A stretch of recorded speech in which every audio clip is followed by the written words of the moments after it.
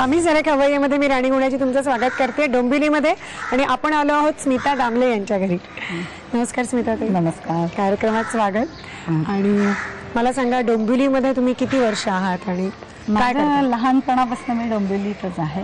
अच्छा। गेले 28 वर्ष लग्नानंतर डोंबिवली वेस्टला आहे, आधी डोंबिवली ईस्टला आहे। काय लक आहे, माहेर आणि सासर एकाच गावात मिळणं ह्याच्यासारखं सुख नाही। पण मग आता या सुख समाधानात त्या आहेतच, पण कोण कोण आहे या सुखाचे वाटेकरी कोण कोण आहेत तुमचे? आता सध्या गेली 2 वर्ष मी कलकत्त्याला आहे। तिथे कलकत्ता? हो, माझ्या मिस्टरांची बदली झाली, तर त्याच्यामुळे तिकडे मी आणि माझे मिस्टर, मुलगी असे। आणि मोठा मुलगा माझा आहे तो अमेरिकेमध्ये असतो। अमेरिकेला? हां, तो आणि त्याची बायको। सुनबाई पण आल्या तुम्हाला? वाटत नाही हो अजिबातच। चांगलं चुंगलं खाल्लं ना आणि दुसऱ्यांना खायला घातलं ना की त्याचे असे फायदे होतात की आपला फिटनेस चांगला राहतो आणि कारण सगळ्यांचे आशीर्वाद मिळतात, त्याच्यामुळे तब्येतही छान राहते। तर ते जे पदार्थ आहेत त्यातला पहिला पदार्थ मी मुद्दाम तुम्हाला बंगाली रेसिपीज दाखवते। वाव, कारण कलकत्त्याला आहे आणि तिकडली खाद्य संस्कृतीची ओळख आपल्याला व्हावी या दृष्टीने। बंगाली पदार्थ नाही म्हणजे मला स्वतःलाही नाही येत बंगाली एवढं, मी म्हणजे कुकिंगचा हा कार्यक्रम सुद्धा आता किती वर्ष झाला, पण बंगाली एवढं सफाईने आम्ही केलं नाही। सो आम्हाला खूप आनंद होईल तुम्ही आम्हाला बंगाली पदार्थ शिकवलेत तर पहिला पदार्थ कुठचा शिकवताय त्यातला? मग पहिला पदार्थ मी शिकवते त्याला म्हणतात पोस्तो पातुरी। पोस्तो पातुरी?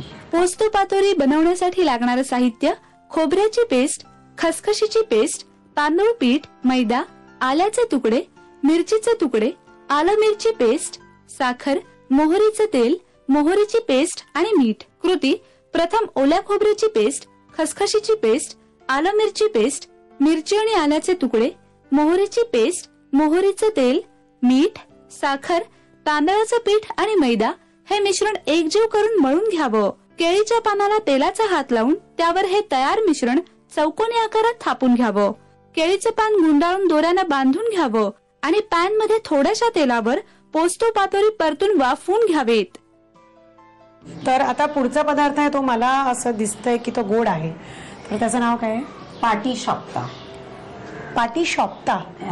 पाटीशोप्ता बनवण्यासाठी लागणारं साहित्य: ओलं खोबरं, तांदूळ, रवा आणि साखरेचं पातळसर बॅटर, रबडी, गूळ, वेलची पूड, काजू, बेदाणे आणि भाजलेला खवा। कृती: प्रथम एका पॅन मध्ये ओलं खोबरं, गूळ आणि भाजलेला खवा हे मिश्रण एकत्र वाफवून घ्यावं। त्यामध्ये वेलची पूड, काजूचे तुकडे आणि बेदाणे घालून सारण तयार करावं। तांदळाचं पीठ, रवा आणि साखरेचं बॅटर तव्यावर पसरून घावन दोन्ही बाजूने परतून घ्यावेत। या घावनावर तयार सारण घालून एक वाफ काढावी आणि तयार रोलवर रबडी घालून पाटीशोप्ता सर्व्ह करावेत।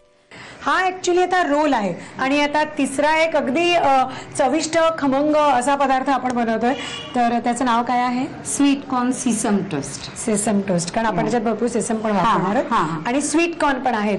स्वीट कॉर्न सेसम टोस्ट बनवण्यासाठी लागणारं साहित्य: ब्रेड स्लाइस, स्वीट कॉर्न, बारीक चिरलेला कांदा, मैद्याची पेस्ट, उकडून मॅश केलेला बटाटा, कोथिंबीर, मीठ, पुदिना, लिंबाचा रस, आलं लसूण मिरची paste, chilli sauce, soya sauce आणि भाजलेले तीळ। कृती: प्रथम एका बाउल मध्ये बटाट्याचा लगदा, स्वीट कॉर्न, कांदा, आलं लसूण मिरची paste, chilli sauce, soya sauce, लिंबाचा रस, विनेगर, कोथिंबीर, पुदिना आणि मीठ घालून मिश्रण एकजीव करून घ्यावं। ब्रेडच्या स्लाइसला मैद्याची पेस्ट लावून त्यावर तयार मिश्रण आणि भाजलेले तीळ लावून घ्यावेत आणि स्वीट कॉर्न सेसम टोस्ट तेलामध्ये डीप फ्राय करून घ्यावेत। तिन्ही पदार्थ स्मिताने खूप भालो करून दाखवले, बरोबर ना स्मिता? त्यामुळे झी मराठीकडनं आणि आम्ही सरे खवय्याकडनं त्यांचे आभार मानूया आणि खूप बरं वाटलं, आम्हाला मजा आली। थँक्यू। मला पण झी टीव्हीनी संधी दिली, तेवढ्यामुळे मी वेगळ्या संस्कृतीची ओळख करून देऊ शकले आपल्या मराठी प्रेक्षकांना, त्याबद्दल झीचे धन्यवाद। आपण मूळचेच खवय्ये असलो की आपण कुठच्याही शहरामध्ये जरी गेलो ना तरी तिथली खाद्य संस्कृती आपण लगेच आत्मसात करतो आणि म्हणूनच आज आपल्याला घर बसल्या हे पदार्थ शिकायला मिळाले। आजचा भाग तुम्हाला नक्कीच आवडला असेल याची मला खात्री आहे। परत भेटतो नवीन भागामध्ये, तोपर्यंत मस्त खा आणि स्वस्थ राहा।